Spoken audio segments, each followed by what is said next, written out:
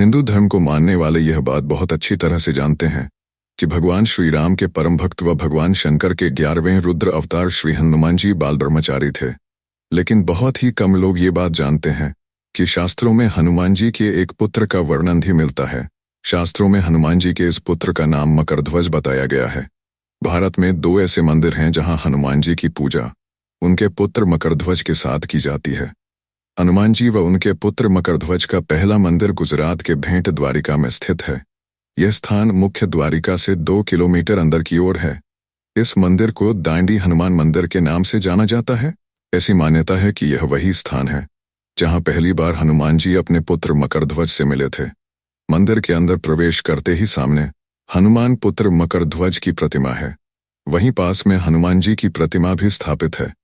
इन दोनों प्रतिमाओं की विशेषता यह है कि इन दोनों के हाथों कोई भी शस्त्र नहीं है और ये आनंदित मुद्रा में है। राजस्थान के अजमेर से 50 किलोमीटर दूर जोधपुर मार्ग पर स्थित ब्यावर में हनुमान जी के पुत्र मकरध्वज का मंदिर स्थित है। यहाँ मकरध्वज के साथ हनुमान जी की भी पूजा की जाती है। प्रत्येक मंगलवार व शनिवार को देश के अनेक भागों से श्रद्धालु यहाँ दर्शन करने के लिए आते हैं। ब्यावर के विजयनगर बलाड़ मार्ग के मध्य स्थित यह प्रख्यात मंदिर त्रेतायुगीन संदर्भों से जुड़ा हुआ है। यहाँ शारीरिक मानसिक रोगों के अलावा ऊपरी बाधाओं से भी मुक्ति मिलती है। साथ ही मनोकामनाएं भी पूर्ण होती हैं। संभवतः संपूर्ण भारत में ब्यावर का यह दूसरा अनूठा मंदिर है जहां एक ही स्थान पर हनुमान और उनके पुत्र मकरध्वज अर्थात दोनों पिता पुत्र की पूजा अर्चना की जाती है। जनश्रुति है कि हनुमान के पुत्र होने के कारण भगवान श्री राम ने मकरध्वज को पाताल से बुलाकर तीर्थराज पुष्कर के निकट नरवर से दिवेर तक के प्रदेश का अधिपति बना दिया। श्री राम ने मकरध्वज को यह वरदान दिया कि कलयुग में ये जागृत देव के रूप में भक्तों के संकटों का निवारण करेंगे और उनकी मनोकामनाएं पूरी करेंगे। उसी के अनुसार जहां पूर्व में मकरध्वज का सिंहासन था, उस पावन स्थल पर मकरध्वज बालाजी के विग्रह का प्राकट्य हुआ। उसी समय मेहंदीपुर से हनुमान बालाजी भी सविग्रह यहाँ पुत्र के साथ विराजमान हो गए।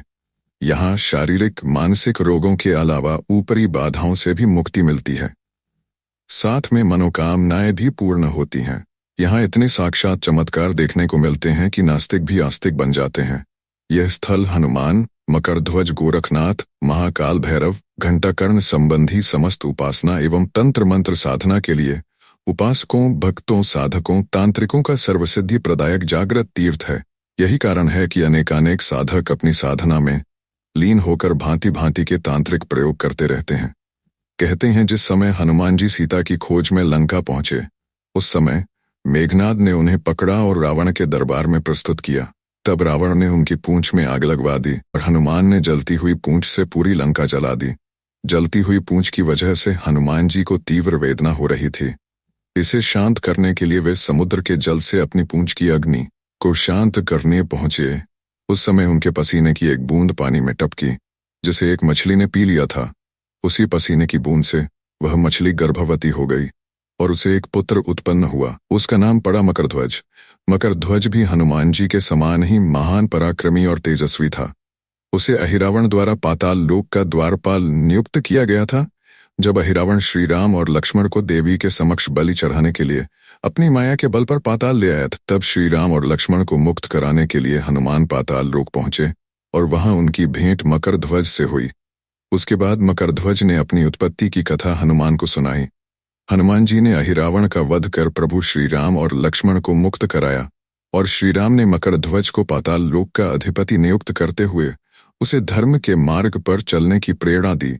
यह थी प्रभु हनुमान के पुत्र मकरध्वज की कथा। आज के लिए इतना ही दोस्तों, फिर मिलेंगे अगली कहानी लेकर। तब तक हमारे चैनल को सब्सक्राइब करें। मस्त रहें, हंसते रहें।